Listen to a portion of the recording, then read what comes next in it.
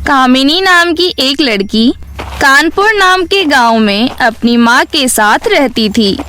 कामिनी गांव में ही एक दुकान में कपड़े सिलने का काम करती थी और कामिनी की माँ सुनीता गांव के जमींदार के यहाँ काम करती थी। कामिनी के पिता जब वो बहुत छोटी थी तभी गुजर गए थे। तब से उसकी माँ सुनीता ने ही उसको पाल पोस कर बड़ा किया था। बड़े होने के बाद कामिनी घर चलाने के लिए अपनी माँ की मदद करने के लिए सिलाई की दुकान पर काम करने लगी। एक दिन कामिनी अपनी माँ से कहती है, माँ, आपका काम कितने बजे तक खत्म हो जाएगा? बेटा, आज 6 बजे तक मेरा सारा काम खत्म हो जाएगा। ठीक है माँ, मेरा काम भी आज 6 बजे तक खत्म हो जाएगा। मैं आपको लेने आ जाऊंगी, फिर हम दोनों साथ में घर आएंगे, ठीक है? वैसे भी जमींदार जी का घर बहुत दूर है, साथ में आएंगे तो रास्ते का पता नहीं चलेगा। ठीक है बेटी, जैसी तुम्हारी मर्जी। इतना कहकर कामिनी और कामिनी की माँ दोनों काम पर चली जाती हैं। लौटते वक्त कामिनी जमींदार के घर जाती है। जमींदार के घर पर कामिनी की माँ कामिनी का इंतजार कर रही थी।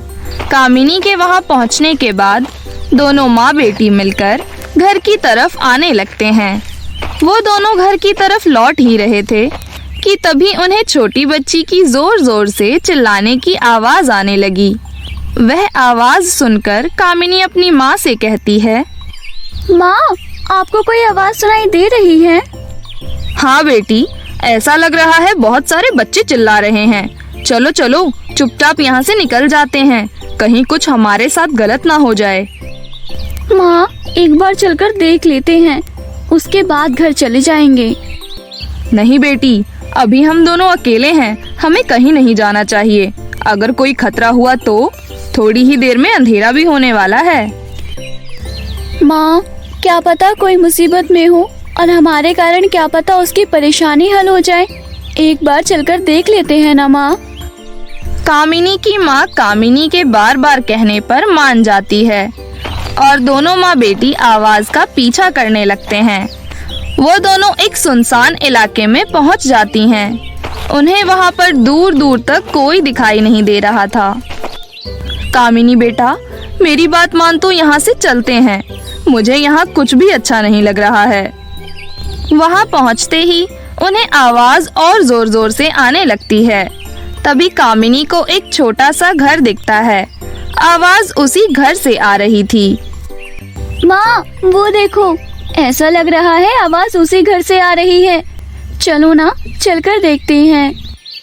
कामिनी और उसकी माँ घर के अंदर झांक कर देखते हैं। उन्हें वहाँ पर बहुत सारी छोटी छोटी बच्चियाँ बंधी हुई दिखती हैं और वहाँ पर 2 गुंडे भी थे।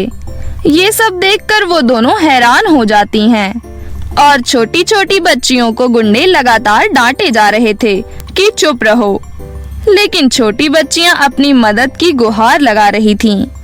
ये सब देखकर कामिनी की माँ कामिनी को पीछे की ओर खींच लेती है और उसे धीरे से कहती है, कामिनी बेटा, तूने देखा ना, हम कितनी खतरनाक जगह पर आ गए हैं। वहाँ पर कितने खतरनाक गुंडे हैं। चलो बेटी, जल्दी यहाँ से घर चलते हैं, मुझे बहुत डर लग रहा है। माँ, हम इन छोटे छोटे बच्चों को छोड़कर कैसे जा सकते हैं? हमें इनकी मदद करनी चाहिए। इतना कहकर कामिनी उस घर के अंदर चली जाती है और कहती है, छोड़ दो इन बच्चियों को, छोड़ दो, नहीं तो मुझसे बुरा कोई नहीं होगा। कामिनी के पीछे पीछे उसकी माँ भी उस घर के अंदर आ जाती है।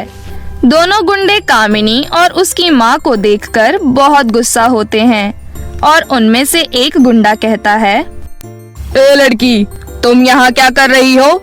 तुम्हें अपनी जान प्यारी नहीं है क्या? तुम इन बच्चियों को छोड़ दो, नहीं तो मैं अभी के अभी पुलिस को फोन कर दूंगी। क्या कहा तूने? तू हमें पुलिस की धमकी दे रही है? अगर तुझे अपनी जान प्यारी है तो चुपचाप यहाँ से चली जा, वरना इन बच्चियों के साथ हम तुझे भी तेरे ठिकाने लगा देंगे, समझी? मैंने कहा छोड़ दो इन बच्चियों को। माँ, फौरन पुलिस को फोन लगाओ। कामिनी की माँ पुलिस को फोन करने लगती है, लेकिन तभी एक गुंडा आकर तुरंत सुनीता के हाथों से फोन छीन लेता है और उनका फोन तोड़ देता है। फिर वो कामिनी के पास आता है और उसको जोरदार एक तमाचा मार देता है।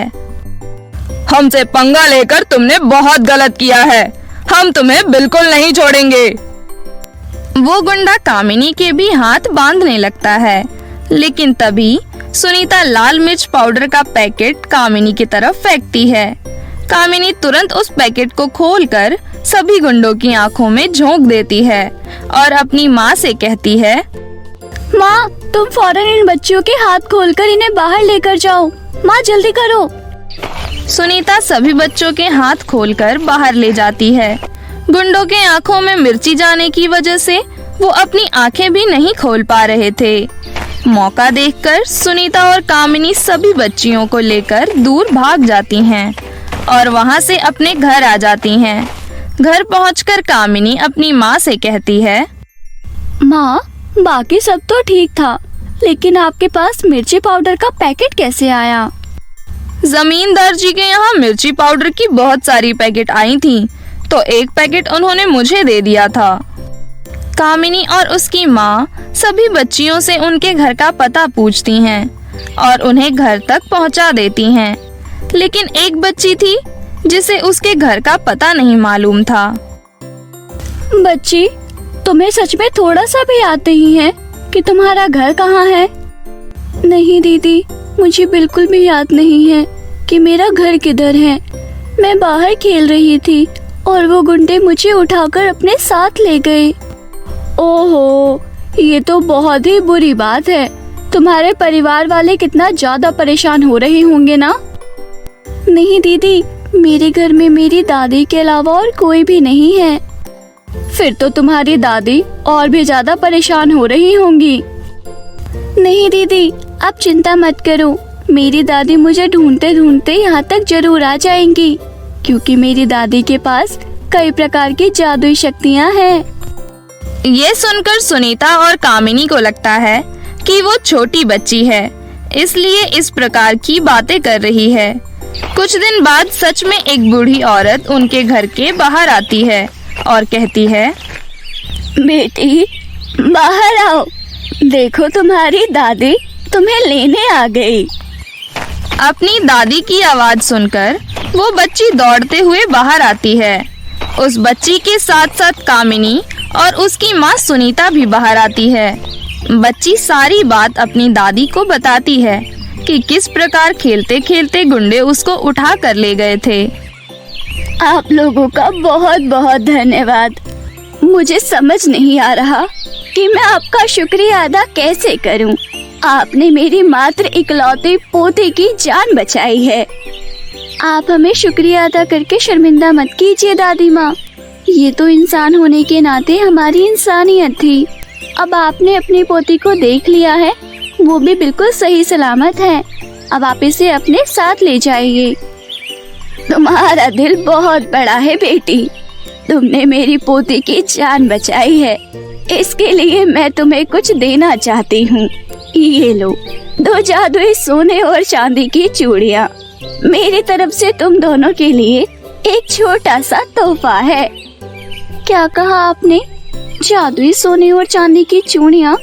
इसका क्या मतलब हुआ? इसका मतलब ये हुआ बेटी कि ये दोनों चूड़ियाँ जादुई हैं। लेकिन दादी माँ, इन जादुई चूड़ियों से क्या होगा? सोने की चूड़ियों से तुम जितना सोना मांगोगी तुम्हें उतना सोना मिलेगा, और अगर कभी भी तुम किसी मुसीबत में पड़ जाओगी तो ये चांदी की चूड़ियाँ तुम्हें ताकत देगी और सारी मुसीबत दूर हो जाएगी। इतना कहकर वो बूढ़ी औरत अपनी पोती को लेकर चली जाती है। दूसरी तरफ कामिनी सोने की चूड़ी से बहुत सारा सोना मांगती है और दोनों माँ बेटी वो सोना बेचकर बहुत अमीर बन जाते हैं और खुशी खुशी अपना जीवन व्यतीत करने लगते हैं। लेकिन इतना सारा पैसा आने के बाद भी उनके अंदर जरा भी घमंड नहीं आया था और ना ही उन्होंने अपना काम करना छोड़ा था।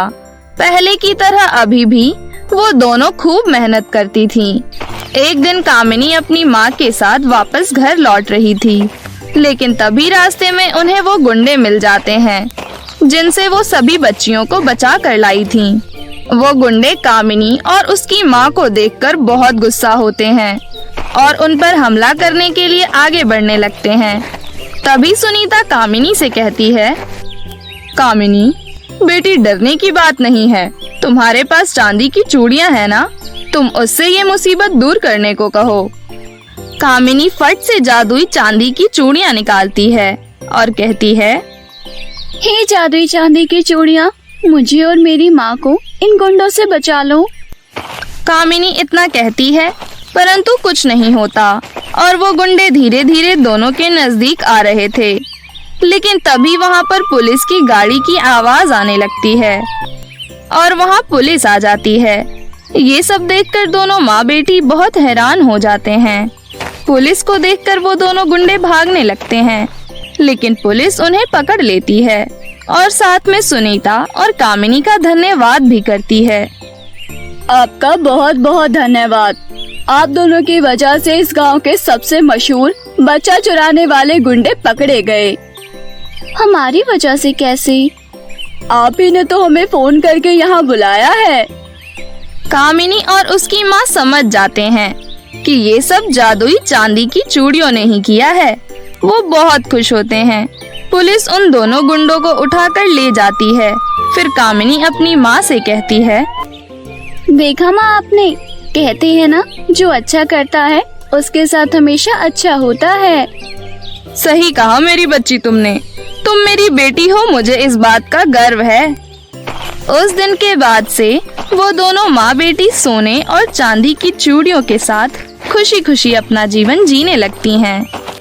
तो मेरे प्यारे दोस्तों, कैसी लगी आपको हमारी ये कहानी? हमें कमेंट करके जरूर बताएं।